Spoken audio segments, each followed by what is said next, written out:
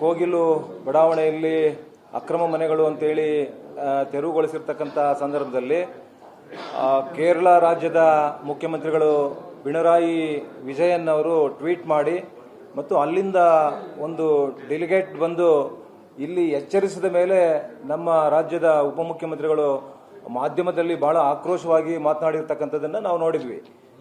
ಕೇರಳ ರಾಜ್ಯದ ನೀವು ನಿಮ್ಮ ರಾಜಕೀಯ ಬೇಳೆ ಬೇಯಿಸ್ಕೊಳ್ಳೋದಕ್ಕೆ ಇಲ್ಲಿ ಬರಬೇಡಿ ಅಂತ ಬಹಳ ಆಕ್ರೋಶವಾಗಿ ಮಾತನಾಡಿರ್ತಕ್ಕಂಥದ್ದು. ಅವ್ರು ಮಾತನಾಡುವಂಥ ಸಂದರ್ಭದಲ್ಲಿ ಯಾವುದೇ ಒಂದು ಪರ್ಯಾಯ ವ್ಯವಸ್ಥೆ ಅಥವಾ ಪರಿಹಾರ ಅನ್ನುವಂಥದ್ದನ್ನು ಅವ್ರು ಹೇಳಲಿಲ್ಲ. ಅದಾದ ನಂತರ ಇವತ್ತೇನು ನಾವು ಕರ್ನಾಟಕ ರಾಜ್ಯದಲ್ಲಿ ಇವತ್ತು ಎಲ್ಲ ಕುರ್ಚಿ ಕಾಳಗದಲ್ಲಿ ಮೈಮರೆತು ಇವತ್ತೇನು ಕರ್ನಾಟಕ ರಾಜ್ಯದಲ್ಲಿ ಮಲಗಿರ್ತಕ್ಕಂಥ ಸರ್ಕಾರವನ್ನ ಇವತ್ತು ಕರ್ನಾಟಕ ರಾಜ್ಯಕ್ಕೆ ಒಂದು ಸೂಪರ್ ಸಿಎಂ ಅಂತಾನೆ ನಾವು ಹೇಳಬೇಕಾಗ್ತದೆ.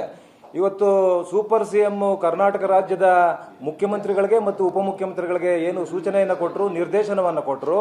ಅನಂತರ ಎಚ್ಚೆತ್ತುಕೊಂಡು ತರಾತುರಿಯಲ್ಲಿ ಹೋಗಿ ಸ್ಥಳ ಪರಿಶೀಲನೆ ಮಾಡಿ ಮತ್ತು ಎಲ್ಲವನ್ನ ಕೂಡ ನೋಡಿ ಅವರಿಗೆ ತಕ್ಷಣ ಇವತ್ತು ಅಲ್ಲಿ ಮನೆ ಕಳ್ಕೊಂಡಿರ್ತಕ್ಕಂಥವ್ರಿಗೆ 11,20,000 ಮನೆಗಳನ್ನು ಹಂಚಿಕೆ ಮಾಡಬೇಕು ಅಂತ ಏನೋ ಒಂದು ತೀರ್ಮಾನವನ್ನು ತಗೊಳ್ತಾರೆ. ಬಹುಶಃ ಇದು ಎಲ್ಲೋ ಒಂದು ಕಡೆ ನಮಗೆ ಇವತ್ತು ಕೇರಳ ಮುಸ್ಲಿಂ ಇದ್ದಾರೋ, ಬಾಂಗ್ಲಾ ಮುಸ್ಲಿಂ ಇದ್ದಾರೋ, ಪಾಕಿಸ್ತಾನದಿಂದ ಬಂದಿದ್ದಾರೋ ನಮಗೆ ಗೊತ್ತಿಲ್ಲ. ಆದರೆ ಕರ್ನಾಟಕ ರಾಜ್ಯದಲ್ಲಿ ಕಳೆದ ಒಂದು ವರ್ಷದಲ್ಲಿ ಬಹಳ ಅತಿವೃಷ್ಟಿ ಅನಾವೃಷ್ಟಿಯಿಂದ ಇವತ್ತು ಹಾಸನ್ ಇರಬಹುದು, ಚಿಕ್ಕಮಗಳೂರು ಇರಬಹುದು, ಮತ್ತೆ ಕೊಡಗು ಇರಬಹುದು, ಮತ್ತು ಬೆಳಗಾವಿ ಇರಬಹುದು, ಕೊಪ್ಪಳ ಇರಬಹುದು, ರಾಯಚೂರು ಇರಬಹುದು, ಬೇರೆ ಬೇರೆ ಜಿಲ್ಲೆಗಳಲ್ಲಿ ಇವತ್ತು ಮನೆ ಮಠಗಳನ್ನ ಕಳ್ಕೊಂಡಿದ್ದಾರೆ, ಜಾನುವಾರುಗಳನ್ನ ಕಳ್ಕೊಂಡಿದ್ದಾರೆ, ಜಮೀನುಗಳನ್ನ ಕಳ್ಕೊಂಡಿದ್ದಾರೆ, ಮತ್ತು ಅವರ ಬೆಳೆಗೆ ಕೈಗೆ ಬಂದಿರತಕ್ಕಂಥ ಬೆಳೆಗಳನ್ನ ಕಳ್ಕೊಂಡಿದ್ದಾರೆ.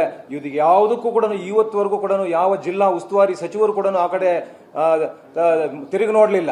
ಆದರೆ ಈ ತರಾತುರಿಯಲ್ಲಿ ಇವತ್ತು ಡೆಲ್ಲಿಯಿಂದ ಒಬ್ಬರು ಸೂಪರ್ ಸಿಎಂ, ಬಿಕಾಸ್ ಅವ್ರು ಏನಂದ್ರೆ ಇವತ್ತು ಡೆಲ್ಲಿಯಲ್ಲಿ ಕೇರಳದಲ್ಲಿ ಇತ್ತೀಚೆಗೆ ಕಳೆದ ಒಂದು ವರ್ಷದಿಂದ ರಾಜಕೀಯ ಒಂದು ಬದಲಾವಣೆಗಳು ಏನು ಬದಲಾವಣೆ ಆಗ್ತಾ ಇದೆ, ಆ ದೃಷ್ಟಿಯಿಂದ ಇವತ್ತು ಉದಾಹರಣೆಗೆ ತಿರುವನಂತಪುರದಲ್ಲಿ ಬಿಜೆಪಿ ಬಂದಿದೆ, ಮಹಾನಗರ ಪಾಲಿಕೆ.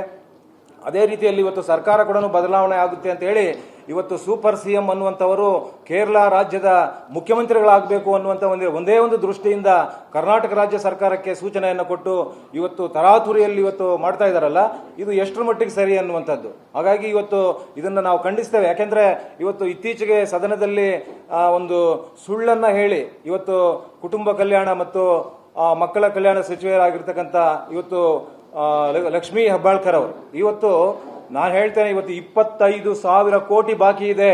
ಯಾಕೆಂದ್ರೆ ಸಚಿವರು ಸದನದಲ್ಲಿ ಹೇಳಿದ್ದಾರೆ 23 ಕಂತುಗಳನ್ನ ನಾವು ಕೊಟ್ಟಿದ್ದೇವೆ ಅಂತ ಹೇಳಿ. 23 ಕಂತುಗಳನ್ನ ಕೊಟ್ಟಿದ್ದೇವೆ ಅಂತ ಹೇಳಿದ ಮೇಲೆ ಬಹುಶಃ ನಮ್ಮ ಬಿಜೆಪಿ ಶಾಸಕರು ಅವರು ಮಹೇಶ್ ತೆಂಗಿನಕಾಯಿ ಅವರು ಏನು ಫೆಬ್ರವರಿ ಮಾರ್ಚ್ ಅಲ್ಲಿ ಕೊಟ್ಟಿಲ್ಲ ಅಂತ ವಾದ ಮಾಡ್ತಾರೆ. ಕಡೆಗೆ ಫೆಬ್ರವರಿ ಮಾರ್ಚ್ ಅಲ್ಲಿ ಕೊಟ್ಟಿಲ್ಲ ಅಂತ ಆಯ್ತು. ಕೊಟ್ಟಿಲ್ಲ ಅಂತ ಆದ್ಮೇಲೆ 23ರಲ್ಲಿ 2 ಮೈನಸ್ ಆಯ್ತು. ಇವತ್ತು 21 ಆಯ್ತು, 21 ಕೊಟ್ಟಿದ್ದಾರೆ ಅಂತ ಆಯ್ತು. ಆದ್ರೆ ಇವತ್ತು ಸರ್ಕಾರ ಕಂಪ್ಲೀಟ್ ಆಗಿರ್ತಕ್ಕಂಥದ್ದು 31 ತಿಂಗಳು ಕಂಪ್ಲೀಟ್ ಆಗಿದೆ. ಆದ್ರೆ 10 ತಿಂಗಳು ಬಾಕಿ ಇದೆ. 10 ತಿಂಗಳ ಬಾಕಿ.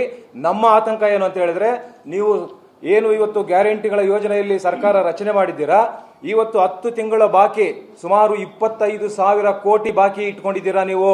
ಯಾರಿಗೆ? 1,26,00,000 ಮಹಿಳೆಯರಿಗೆ ಇವತ್ತೇನು ಬಾಕಿ ಇದೆ, ಈ ಬಾಕಿಯನ್ನ ಶೀಘ್ರದಲ್ಲೇ ನೀವು ಕೊಡಬೇಕು ಅಂತೇಳಿ ಜೆಡಿಎಸ್ ಪಕ್ಷ ಕರ್ನಾಟಕ ಸರ್ಕಾರವನ್ನು ಒತ್ತಾಯ ಮಾಡುತ್ತೆ.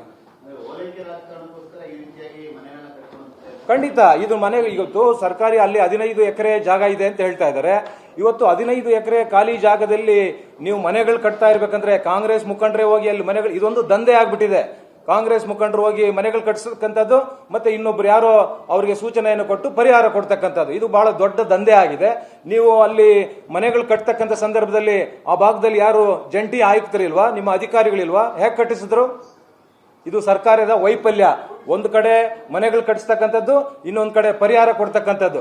ಇದು ನಾವು ಖಂಡಿಸ್ತೇವೆ, ಜೆಡಿಎಸ್ ಪಕ್ಷ ಇದನ್ನ ಖಂಡಿಸ್ತೇವೆ. ಹೀಗಾಗಿ ಇವತ್ತು ಇಡೀ ಕರ್ನಾಟಕ ರಾಜ್ಯದಲ್ಲಿ ಎಷ್ಟು ಕಡೆ ಏನೇನು ಡ್ಯಾಮೇಜಸ್ ಆಗಿದೆ, ಫ್ಲಡ್ ಆಗಿದೆ, ಮನೆಗಳನ್ನು ಕಳ್ಕೊಂಡಿದ್ದಾರೆ, ಜಾನುವಾರುಗಳನ್ನು ಕಳ್ಕೊಂಡಿದ್ದಾರೆ, ಜಮೀನುಗಳನ್ನು ಕಳ್ಕೊಂಡಿದ್ದಾರೆ. ನಿಮ್ಮ ಯೋಗ್ಯತೆಗೆ ಕನಿಷ್ಠ ಅಲ್ಲಿ ಹೋಗಿ ನೋಡಿ ಪರಿಶೀಲನೆ ಮಾಡಿ ನೀವು ಒಂದು ಚೂರು ಕೂಡ ಕನಿಷ್ಠ ಪ್ರಜ್ಞೆ ಇಲ್ವಲ್ಲ? ಹಾಗಾಗಿ ನಾವು JDS ಪಕ್ಷ ಇದನ್ನ ಖಂಡಿತ ನಾವು ಖಂಡಿಸ್ತೇವೆ. ನೀವು ತಕ್ಷಣ ಆ ಎಲ್ಲರಿಗೂ ಕೂಡ ಆ ಭಾಗಗಳಲ್ಲಿ ಜಮೀನುಗಳನ್ನ ಕಳ್ಕೊಂಡಿರ್ತಕ್ಕಂಥವ್ರಿಗೆ, ಮನೆಗಳನ್ನ ಕಳ್ಕೊಂಡಿರ್ತಕ್ಕಂಥ ಜಾನುವಾರುಗಳನ್ನ ಕಳ್ಕೊಂಡಿರ್ತಕ್ಕಂಥ ಎಲ್ರಿಗೂ ಕೂಡ ಪರಿಹಾರ ಕೊಡಬೇಕು ಅಂತ ಹೇಳಿ JDS ಪಕ್ಷ ಒತ್ತಾಯ ಮಾಡುತ್ತೆ.